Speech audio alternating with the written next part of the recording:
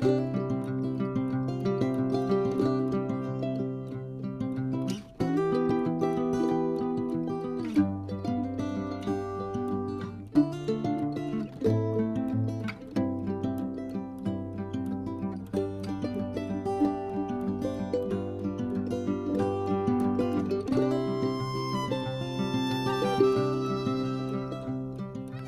talk a lot about believing in yourself and daring to dream big.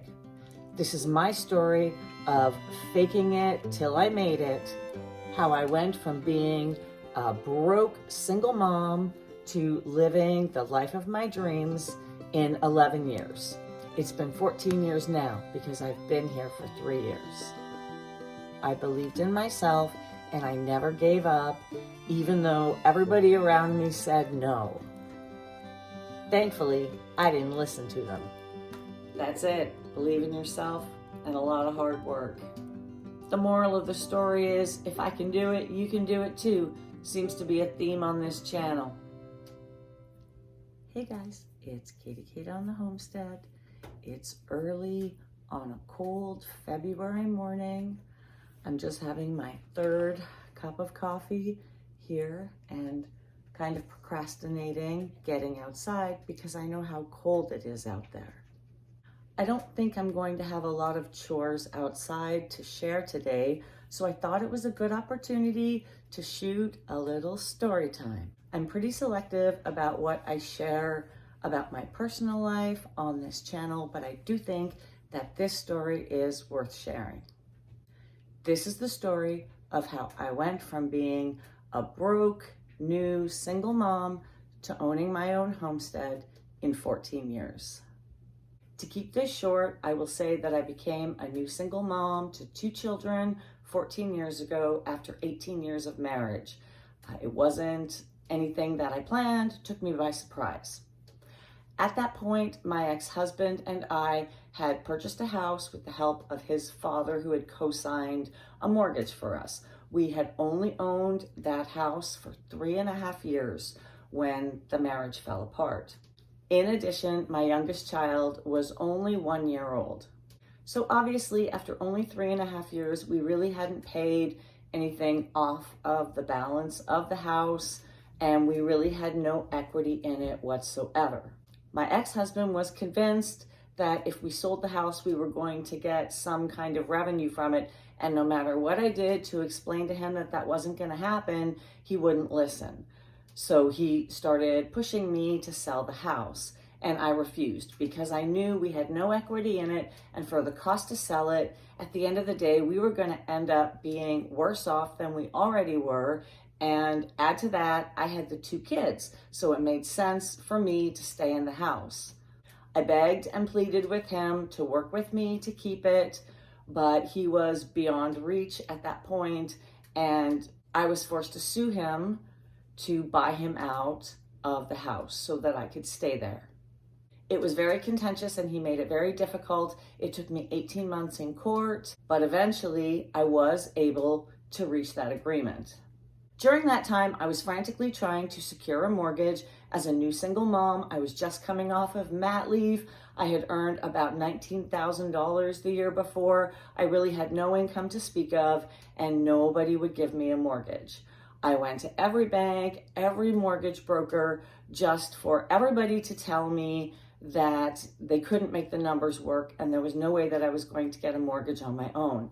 I had to get my father-in-law's name off of the mortgage as well, because obviously he wasn't really invested in helping me at that time. He was more invested in helping his son, which is fine and understandable.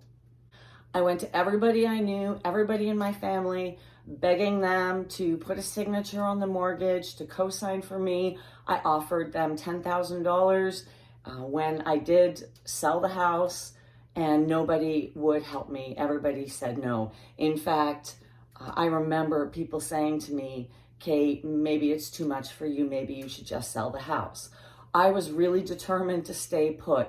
I had 2 kids to look after. And in addition, I was really invested in being a homeowner. I'd only been a homeowner for 3 years. I didn't want to go back to being a renter, especially when the rest of my life was falling apart. There was this status that I felt invested in that was like a glue for me.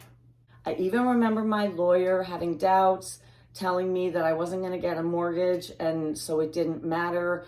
And I remember bluffing and telling him that I had a co-signer. And I told him, you just get me the opportunity to buy this house and I will make it work.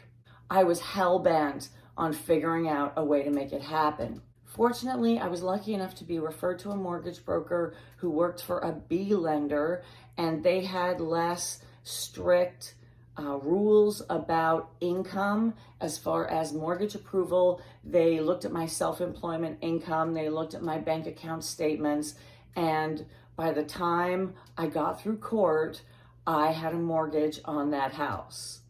Looking back, it was a miracle because I did not have the finances to support it, but I refused to give up. I bluffed my way through the 18-month process, and in the end, I ended up with my name on the house, and I remember thinking, now the work starts. I have the opportunity to do this, now I have to start working.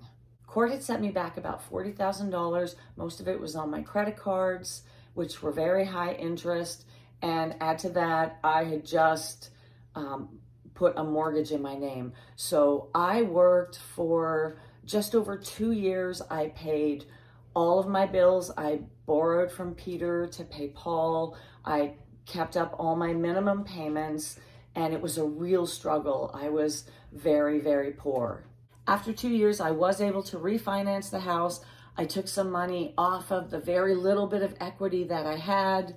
My mortgage ended up being higher than we originally even purchased the house for, but I was able to settle all of my debts and reset.